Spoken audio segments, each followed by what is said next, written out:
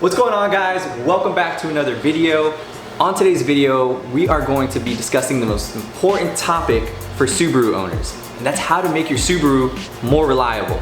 Now, there's probably gonna be a bunch of comments down there and making fun of the Subaru community, so just grab some popcorn, enjoy the comment section, and let's jump right into it.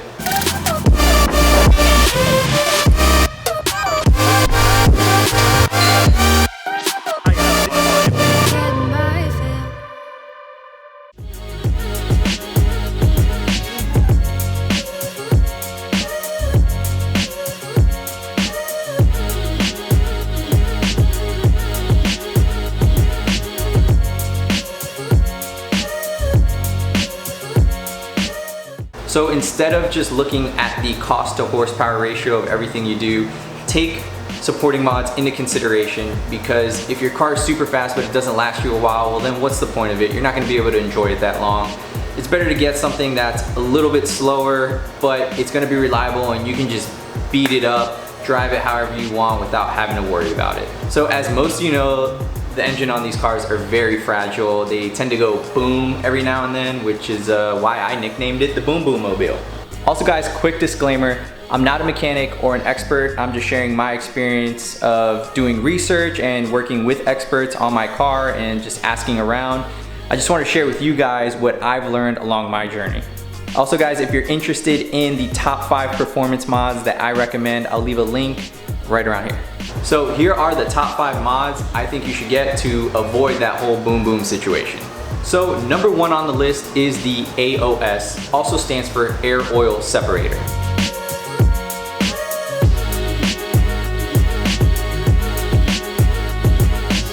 Now, as the name suggests, the air oil separator separates the air and the oil. So the AOS is going to reduce blow-by, which is vaporized oil going into the intake system, making its way through the turbo, the intercooler, and into the engine.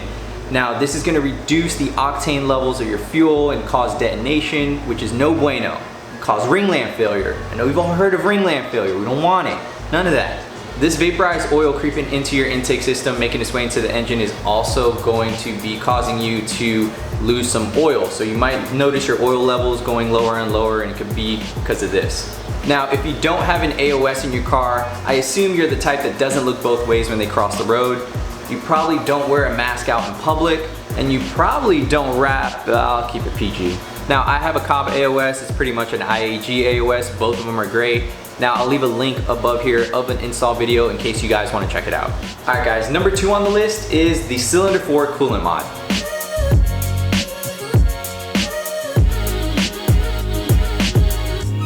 Now, as the name suggests, it's to cool cylinder 4 more.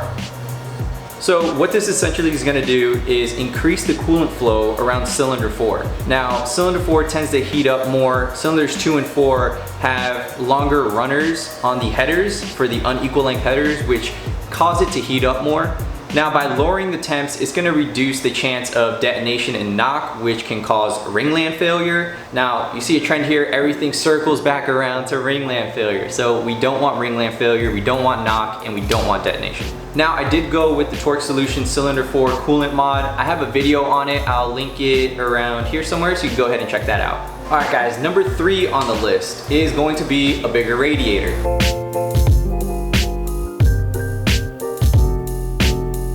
Now, if you're doing the Cylinder 4 Coolant Mod, you're gonna have to flush out the coolant anyway, so you might as well change the radiator and get a bigger one.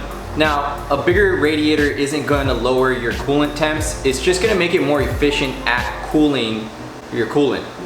Cooling the coolant. It's gonna have a bigger surface area, there's gonna be more airflow going through it, making it easier to cool it. So it's gonna keep your car cool, but it won't make it cooler.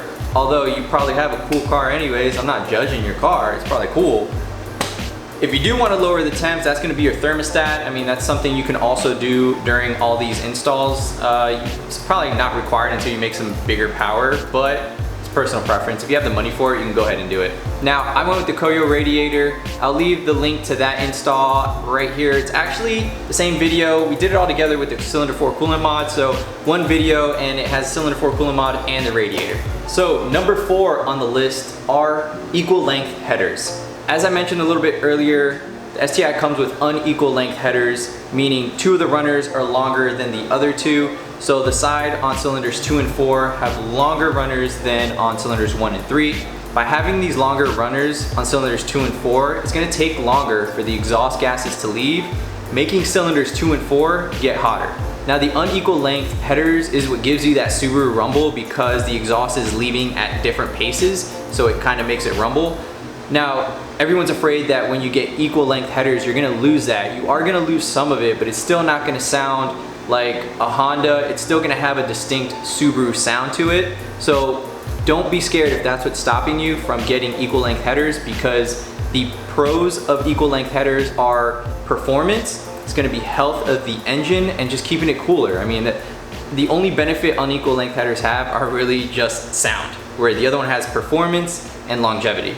Now, I don't have equal length headers on my car yet, but it is coming soon, so if you want to check that out, make sure to hit that subscribe button. Now, number 5 on the list is getting a Pro Tune. Now, I did mention getting a Pro Tune on the top 5 performance mods video, but it's also helping you with the health of your car. When you get your car tuned, it's making sure that everything is at a safe level, everything's running smooth, your air-fuel ratio. I've had my car tuned by Mikey Body and I haven't had any feedback knock. My dam's always at 1. The car just feels so much better when you get it tuned. Even going from an OTS map to a Pro Tune map, you're just gonna feel the difference in the car. There's no stuttering, it's just a smooth curve, smooth power band. It feels like a completely different car. So there's so many pros to getting a Pro Tune that why wouldn't you? So guys, to sum it up, supporting mods are very important for making your car reliable. You shouldn't just be chasing power all the time. So if you're looking for a car to get a lot of power out of the cheap way, this is not the one for you. And if you do it that way, you're just giving the Subarus a bad name, yelling at it that it's a piece of crap, it sucks.